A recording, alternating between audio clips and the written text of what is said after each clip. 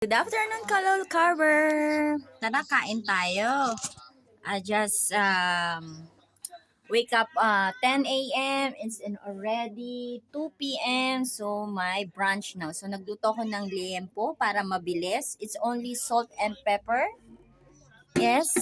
Then, konting kung anong gusto nyo, basta walang something sugar. And I will also watching Low Carb Dr. Rojo. Thank you, Doc. All low carb doctors in the universe, thank you so much for giving me opportunity to understand the knowledge, the biology of our body. And I will show you my food today. So, ay! Ano ba inunahan mo pa ako, nak? Gusto mo ng egg? Low carb ka din, na? Low carb din ng aking Scottish cat. So, I have here liempo, and I have a probiotic here, kimchi, homemade ko yan. Ayan. And gumawa ako ng, it's only because little bit expensive here in Abu Dhabi. So, ninix ko lang siya ng Petsay Baguio and chili and olive oil, black pepper and salt.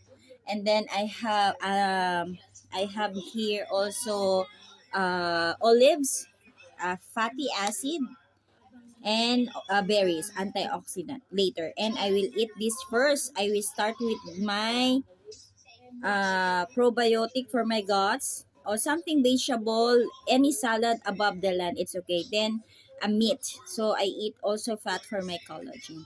And a little bit carbohydrate. Actually, this is my me and my son food. So we have also extra eggs if we need more eat. So may mga backup kaming snack diyan, mga chicharon and nuts. Yes, di nawawala ang nuts. Nandyan lang. And last night, I'm late sleep, but off ko naman ngayon. So, I enjoy my off day with my cats, my baby, and later we go to school. So, pati, kain po tayo. This is correct your appetite. And you need to understand our body, how to natural lose weight, and you will see the miracle of the body because it's like a computer. No, we need to adapt the ketones, burning mode, healing mode for autophagy, and you will see the balance of our body, and um, correct our appetite, lose weight, and delaying aging. So listen to your body. Manifest, stay low carb, kain po tayo.